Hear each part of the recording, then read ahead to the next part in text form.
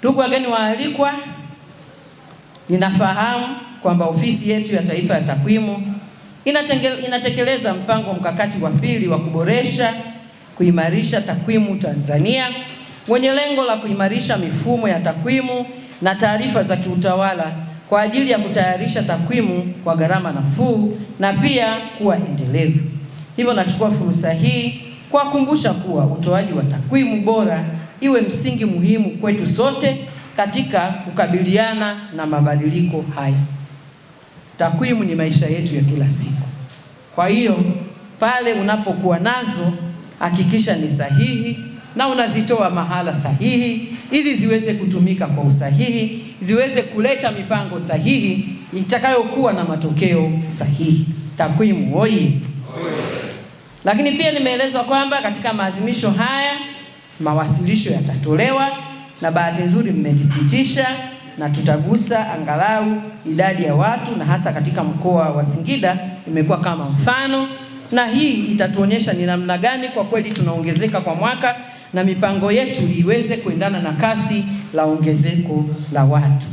Kwa sababu tunaongezeka, lakini sisi wote ni mashuhuda, kuna mambo mengine hayaongezeki na mengine yanapungua wakati tunaongezeka.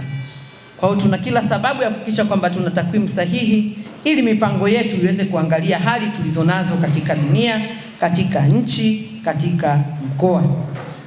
Mimi kama kiongozi na msimamizi wa shughuli za serikali ni waahidi, lakini sio tu ahadi, mimi ni muumini wa takwimu. Wale walioko karibu na mimi wanajua. Mimi huwezi kuniletea mpango ambao hauna takwimu. Huwezi kuniletea mpango ambao unaelea tu, nitakwambia bezi ya mpango wako uko wapi. Kwa hiyo lazima tukumbushane.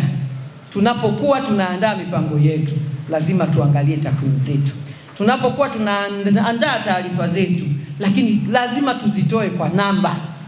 Ndio unakuwa na taarifa nzuri, taarifa jumuishi, taarifa ambayo inapimika. Hata mwenzako akitaka kujua umeenda mbele au umeenda nyuma, basi anaipata kupitia taarifa yako.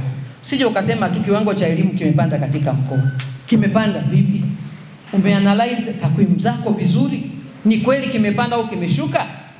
Sijui chakula kimeongezeka, tuna chakula maradufu, wakulima hawana hata pa kuweka. Lakini umeangalia idadi ya watu tulionayo?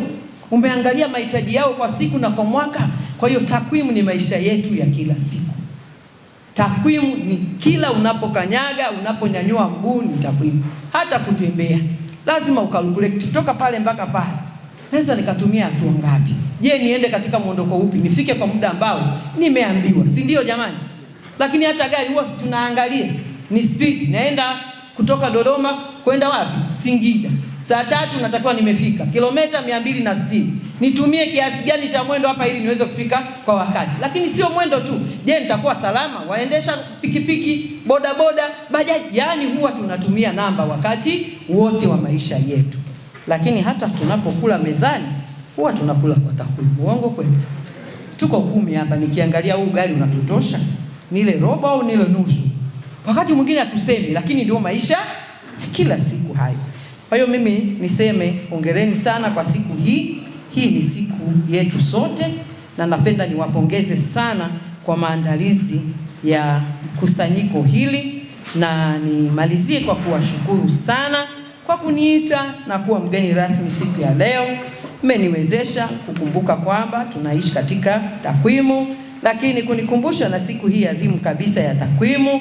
Lakini vile vile nimepata fursa ya kuona ndugu, jamaa na marafiki kupitia kikao hiki, lakini pia naondoka na mimi nikibeba takwimu mabegani kwamba katika mipango yote lazima tuhakikishe takwimu zinatumika.